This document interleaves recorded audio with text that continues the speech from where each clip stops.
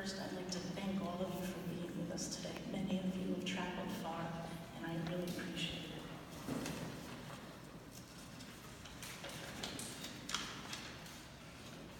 I had a dear friend and colleague who described herself as vanilla because she thought she was boring.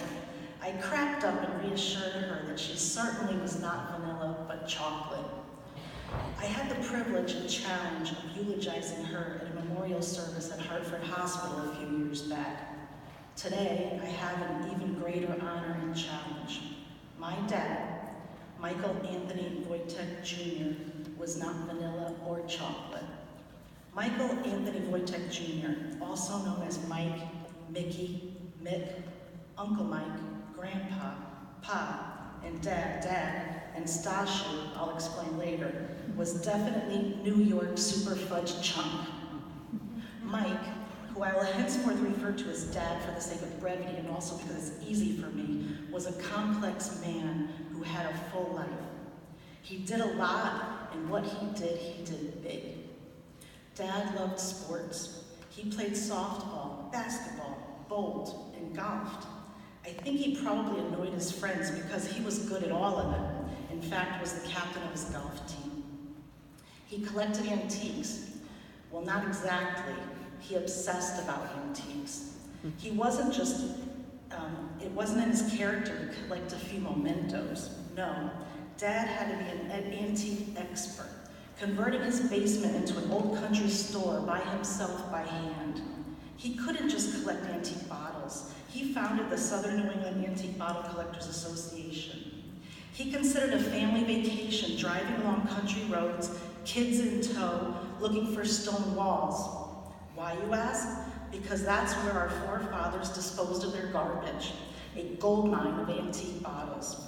And Dad had 3 little bottle diggers in tow for help. We learned how to distinguish a real antique bottle from a reproduction and a healthy bottle from a sick one. Yes, even bottles get sick. Dad was so obsessed by antique bottles that he constructed a model of a glass blowing factory with little moving men performing all the stages in creating a bottle. The biggest part of that was an accurate scale model of a brick glass blowing kiln. This creative work of art was displayed in a museum. Today, I'd like to give a shout out to his staff, us kids, who made about 1,000 tiny inch-long bricks to help make this incredible kiln. In addition to Dad's love of collecting and antiques, he was the most creative human being I've known. He loved Christmas, especially surprising all of us with unique gifts. Each year for almost 20 years, he handcrafted an original Santa Claus and made a copy of that Santa Claus for all the members of his family. The collection that resulted was so impressive that he was written up in a local newspaper, interviewing him and describing this amazing collection. Dad was always creating something unique and sometimes a little kooky. He didn't think twice about building a Pepto-Bismol colored, pink-colored shed in his backyard that looked like a gingerbread house. That leads to another thing about Dad. He didn't care what anyone thought of him or his projects. Dad was bold, funny, and silly. We loved him for that. He loved walking the beach with his metal detector. Would you believe that my mom lost her engagement ring one time when we were at swimming lessons, and Dad went back several hours later and went back with his metal detector until he found the engagement ring? I'd go shopping with Dad, and he'd randomly ask if he could have this dance, and we'd twirl around in the parking lot to music in our heads. Occasionally, we'd eat just mashed potatoes for dinner, and we loved to make little balls of them and throw them up in the air. Occasionally, one would stick to the ceiling, but oh well. Once, Dad decided to grill steaks in our living room fireplace. Like I said, once. When we played outside with friends, Dad didn't want to scream, so he called us home with this big, long, antique car horn. I actually purchased one and have it in the car so I can demonstrate for any of you later. Not long ago, during one of our visits, he was having a hard time hearing, so he solved that problem by cutting up a couple paper cups and putting them on his ears as hearing aids. The point is, Dad was fun. However, after we kids grew up and moved out, Dad had some tough times. He went through a difficult divorce and developed worsening back problems that slowed him down.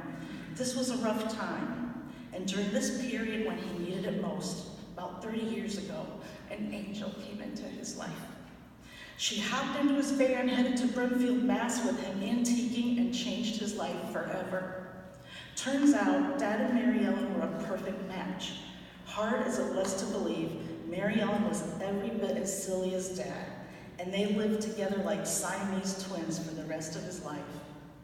People say that you can pick your friends but not your family. They're wrong. Our family is living proof. When Dad and Mary Ellen picked each other, our families grew and our lives were enriched.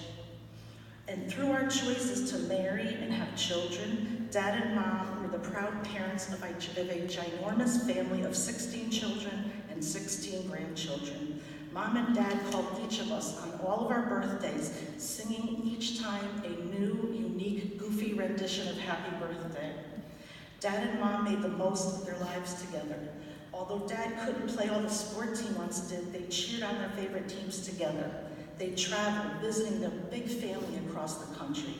They loved watching the horse races in Saratoga and dancing at polka festivals at Hunter Mountain in the Catskills. Mary Ellen perfected her singing talent as a cantor in church. Dad loved polka music, but again, he didn't settle for passive enjoyment. Dad had to enlist the cooperation of his lovely wife and son Joe to form a DJ, singing, comedic group called the Stasio Pendowski 4. Yes, I know there are only 3 members, and I'll explain that sometime later. They together hosted polka parties wearing ridiculous costumes, performing comedy acts, telling corny jokes, and thoroughly entertaining their community. Those times were great, but Dad got weaker and couldn't dance anymore.